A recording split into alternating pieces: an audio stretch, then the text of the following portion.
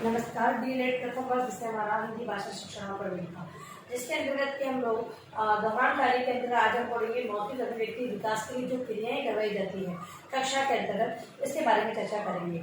हम लोग बात कर रहे हैं अभिव्यक्ति का। अभिव्यक्ति और मौखिक अभिव्यक्ति। मौखिक अभिव्यक्ति हेतु एक शिक्षक है, वो कक्षा में किन क्रियाओं को करवाए जिससे कि बालकों के अंदर मौखिक अभिव्यक्ति का विकास हो सके। तो कुछ बिंदुओं के माध्यम से हम लोग जानने का प्रयास करेंगे। पहला है अनौपचारिक बातचीत। अनौपचारिक बातचीत क्या होती है? अनौपचारिक बातचीत औपचारिकता की अगर हम बात करें तो शिक्षण विषय से संबंधित पाठ्यक्रम की विषय वस्तु से संबंधित बातचीत को करना औपचारिक बातचीत के अंतर्गत आता है। और अनौपचारिक बातचीत के अंतर्गत किसी भी टॉपिक पर या भी किसी भी घटना पर या फिर बालकों में आपसी बातचीत को भी हम लोग अनौपचारिक बातचीत कह सकते हैं। शिक्षक है, प्रारंभ में जब बच्चे आते हैं कक्षा के अंतर्गत तो उनके अंदर झिझक होती है, वो आपस में बात नहीं करते हैं, शिक्षक से कुछ पूछना होता है तो पूछ नहीं पाते हैं। इन झिझक को दूर करने के लिए बालकों में मौखिक अभिव्यक्ति की जो प्राथमिक अवस्था है, बालकों के अंदर आत्मविश्वास उत्पन्न करना। अब वो आत्मविश्वास हेतु एक अध्यापक है वो अनौपचारिक बातचीत कक्षा में करवाता है।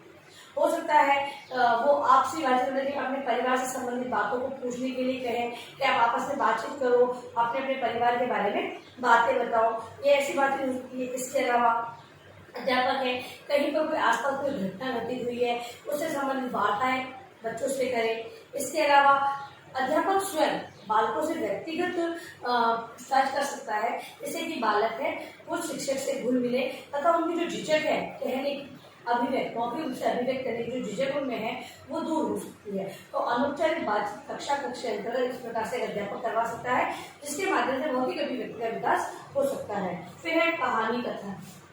दूसरा है कहानी कथन। कक्ष में अध्यापक विद्यार्थियों से छोटी छोटी कहानी कहने को कहे या फिर बालकों से पूर्व तैयारी करने के लिए कहे कि आप कल आप इस पर आधारित कहानियां, मतलब कि कोई शिक्षा पर आधारित कहानी कह सकता है या फिर अपनी पाठ्य पुस्तक के अंदर जो छोटी कहानियां दी होती है। आजकल हम लोग देखते हैं कि पुस्तक के अंदर अलग से कहानी, कविताएं, चुटकुले पहले ही दी होती है, तो विद्यार्थियों को वो भी पढ़ने के लिए कह सकता है। बच्चे वो पढ़कर आएंगे और कक्षा में आकर उन कहानियों को कहेंगे। अब कहानी को कहने से उनके अंदर क्या होगा कि बालक उसे समझकर, याद कर पूर्ण हाव भाव से तैयारी के आएंगे तथा बालकों के अंतर्गत जो मौखिक रूप से व्यक्त करने की जो तरीका होता है उसका विकास यहाँ पर होगा। तो कहानी कथन के माध्यम से भी एक अध्यापक है वो विद्यार्थियों के अंदर मौखिक अभिव्यक्ति का विकास कर सकता है। फिर है घटना। अध्यापक किसी भी घटना का वर्णन कक्षा में करे और उस घटना से संबंधित प्रश्न बालकों से पूछे तो विद्यार्थी वो अपने जवाब देंगे और अध्यापक अगर सही होगा तो उन्हें बताएंगे और अगर गलत होगा तो उसे भी सही करने का वो प्रयास करेंगे। तो ऐसी घटनाओं के बारे में वर्णन अध्यापक प्रस्तुत कर सकता है या फिर विद्यार्थियों से ऐसी घटनाओं के बारे में पूछे जो उनकी जानकारी में है और अध्यापक उससे बालकों के जीवन से संबंधित जो घटनाएं होती है उनके ये हम ही कह सकते हैं कि बालकों का विद्यालय का विद्यालय के पहले दिन में क्या क्या घटना हुई इस बारे में, तो ऐसी चर्चाएं वो विद्यार्थियों से कर सकता है। तो घटना का वर्णन स्वयं भी कर सकता है और विद्यार्थियों से भी घटना का वर्णन करवा के वो विद्यार्थियों के मौके का विकास कर सकता है। फिर है चित्र वर्णन। चित्र वर्णन के अंतर्गत एक अध्यापक है कोई भी चित्र विद्यार्थियों के समक्ष प्रस्तुत करे और उससे संबंधित उनसे बातचीत करे।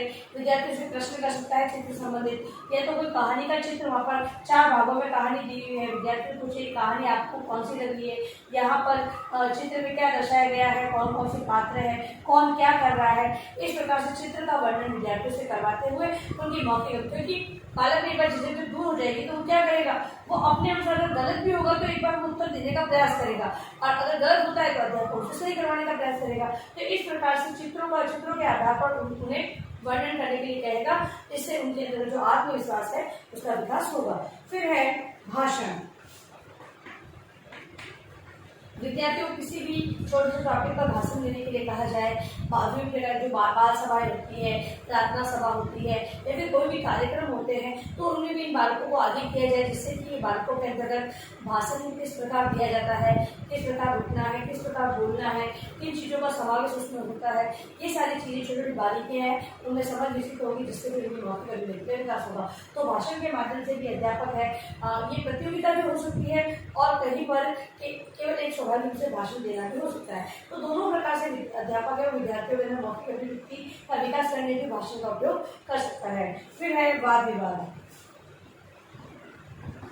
वाद विवाद बालकों के विभिन्न बालकों के मतलब कि जो हम लोग कक्षा में वाद विवाद करा सकते हैं, कक्षा के बाहर बाल सभा में वाद विवाद कर सकते हैं, या फिर अगर हम मंच पर भी बालकों को आगे कर सकते हैं वाद विवाद प्रतियोगिता के भाग लेने के। वाद विवाद प्रतियोगिता में बालक भाग लेंगे तो उस विषय वस्तु से संबंधित उसके पक्ष और विपक्ष दोनों को जानेंगे। अगर वो पक्ष को अच्छी तरीके से समझ पाते हैं तो अपने विचार पक्ष के और प्रस्तुत करेंगे, यदि अगर वो विपक्ष के बारे में अपने विचार रखना चाहते हैं तो उसके बारे में सबकी समझ विकसित करते हुए विपक्ष में अपने विचार रखेंगे। तो इस प्रकार से वाद विवाद प्रतियोगिता के माध्यम से भी बालकों के अंदर जो झिझक खुलेगी और वो अपनी मौखिक अभिव्यक्ति का विकास यहाँ पर हो सकेगा। फिर है विचार विमर्श। विभिन्न प्रकार की परिचर्चाएं होती है, संगोष्ठियां होती हैं, उसके अंतर्गत सभी अपने अपने व्यूज जो अपने विचार रखते हैं। अब सभी प्रकार के विचार जब विद्यार्थियों को प्राप्त होते हैं तो वो उन अनुभवों के आधार पर अपने विचारों का प्रस्तुतिकरण देते हैं। इन विचार विमर्शों के आधार पर भी बालकों के अंतर्गत विभिन्न प्रकार के विचारों का समावेश होगा तथा वे अपने विचारों को प्रस्तुत करेंगे। इस प्रकार से उनकी मौखिक अभिव्यक्ति का विकास होगा। फिर है बाल सभा।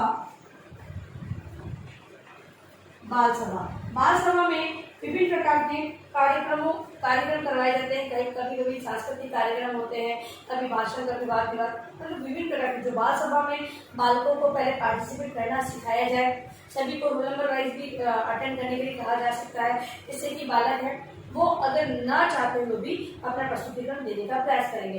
तो इस प्रकार से सभी को पता है कि रोल नंबर के अकॉर्डिंग आपको प्रस्तुतिकरण देना है तो तैयारी करके आएंगे, है ना। तो ठीक है, तो बाल सभा के अंतर्गत भी अध्यापक है वो विद्यार्थियों को आगे बढ़ाए, जिससे कि उनकी मौखिक अभिव्यक्ति का विकास हो। फिर है छात्र संसद। छात्र संसद के अंतर्गत एक नेता होता है। मतलब कि अगर हम कक्षा की बात करें तो कक्षा के अंदर छात्र संसद में एक मॉनिटर नियुक्त कर दिया जाए। मॉनिटर जब वो किसी भी बालक को मॉनिटर नियुक्त किया जाएगा तो पूरी कक्षा का नेतृत्व करेगा, कक्षा का शोर करके उन्हें चुप कराना, उन्हें सभी छोटी बड़ी बातों के बारे में बताना, शिक्षक जो बारीकियां उन्हें बता के जाता है तो उन बारीकियों के बारे में मतलब कि कोई भी विषय से संबंधित को जानकारी देना, मतलब कि अध्यापक एक मॉनिटर को बदलता है और मॉनिटर उन बच्चों को बताता है। तो छात्र संसद छोटी कक्षाओं में तो मॉनिटर के रूप में होगी, और हो सकता है कि कहीं कहीं पर इस प्रकार के चुनावों के आधार पर जो सबसे लोकप्रिय बालक होता है उसे छात्र संसद का नेता बना दिया जाता है। सभी कमेटी वगैरह सदस्य होते हैं और इसके आधार पर भी जब बालक इन छात्र संसदों में जो भाग लेते हैं, विभिन्न प्रकार की जो कमेटियां होती है उनमें भाग लेते हैं, तो इससे भी उनके बोलने बोलकर अभिव्यक्त करने की क्षमता का विकास होता है। फिर है अभिनय। अभिनय के अंतर्गत कोई भी नाटक हो सकता है, एकांकी हो सकता है, कोई नुक्कड़ नाटक हो सकता है। ये जो ऐसे कार्यक्रम होते हैं इनमें भी पार्टिसिपेट कर विद्यार्थियों के अंदर पहले तो उनकी जो योग्यता है, भाई बालक जिसमें रुचि रखते हैं उसमें भाग लेते हैं और फिर उनकी जो प्रतिभा है वो सामने आती है। प्रतिभा सामने आती है जिससे कि फिर वो जिस प्रकार का संवाद उन्हें दिए जाते हैं, जिस आधार पर संवाद दिए जाते हैं उसी को आधार मानते हुए अपना प्रस्तुतिकरण देते हैं, जिससे कि उनकी मौखिक अभिव्यक्ति का विकास यहाँ पर होता है। फिर है काव्य पाठ। काव्य पाठों का आयोजन कराकर भी काव्य किसी की हो सकता है, किसी का अभिनय में रुचि नहीं तो काव्य में रुचि होगी, तो काव्य में रुचि होगी तो बालकों को जब अलग अलग तरह के जो काव्य पाठ वहाँ पे करवाए जाएंगे तो जिसको जिस प्रकार की काव्य में रुचि वो उसी काव्य का प्रस्तुतिकरण देगा। अब प्रस्तुतिकरण से वो तैयारी करेगा तो जिससे कि जो तैयारी का जो समय है उसमें उसकी अभिव्यक्ति में पूछना भी पड़ेगा, किसी से समझना भी पड़ेगा। तो यहाँ पर क्या होगा, उसको इस जो अनुभव प्राप्त होंगे उससे उसकी जो अभिव्यक्ति है वो बहुत अच्छी हो जाएगी। मौखिक रूप से किसी भी कविता को लय, यति, गति, आरोह अवरोह के ध्यान रखे किस प्रकार पाठ किया जाता है, ये सारी चीजें उसके अंतर्गत विकसित हो जाएंगी। फिर है ध्वनि यंत्रों का प्रयोग। एक अध्यापक है वो भाषा प्रयोगशाला ध्वनि यंत्र यानी भाषा प्रयोगशाला में जो उपस्थित संसाधन होते हैं उनके माध्यम से भी बालकों की मौखिक अभिव्यक्ति मतलब कि उच्चारण संबंधी जो गलतियां विद्यार्थियों में हो रही है उस उच्चारण अशुद्धियों को शुद्ध करवाने का प्रयास वो विभिन्न प्रकार के संसाधनों के माध्यम से कर सकता है। तो इस प्रकार एक अध्यापक है वो इन सभी क्रियाओं के माध्यम से विद्यार्थियों के अंतर्गत मौखिक अभिव्यक्ति का विकास बहुत अच्छे तरीके से कर सकता है। लेकिन एक शिक्षक को आगे आना होगा और इन क्रियाओं के बारे में जानना, उनमें रुचि रखना और विद्यार्थियों के साथ में रहकर सक्रिय रहते हुए इन क्रियाओं को करवाना, क्योंकि केवल कहना और एक फॉर्मेलिटी करना से काम नहीं चलता है। और अगर ऐसी क्रियाओं को केवल कागजी कार्रवाई मतलब कि हाँ हमने करवाया था ये वो ऐसे करने से कार्य आगे नहीं बढ़ेगा। बालकों की जो मौखिक अभिव्यक्ति का विकास है वो इस प्रकार से नहीं हो पाएगा। केवल खाना पूर्ति नहीं करनी है, विद्यार्थियों की क्रियाएं कक्षा में यथासंभव जिस प्रकार से जैसा भी हो, ऐसा नहीं कि जरूरी नहीं कि सारी एक्टिविटीज आपको करवानी है। जो आपको लगता है कि हमारे कम समय में हमारे पाठ्यक्रम के साथ साथ एक इस तरह से ऐसी गतिविधियां को साथ में लेते हुए आजकल जो पाठ्यक्रम पूर्ण करवाया जाता है, तो इन गतिविधियों को जिस प्रकार एक शिक्षक को सुविधा लगे उस प्रकार से पूरा करवाना चाहिए। तो इस प्रकार से आज हम लोगों ने अपने दोहराने कार्य में जो क्रियाएं पढ़ी है मौखिक अभिव्यक्ति की, इसे आप होमवर्क में लिखकर लाएंगे। देखिए गृह कार्य आपका है, गृह कार्य मौखिक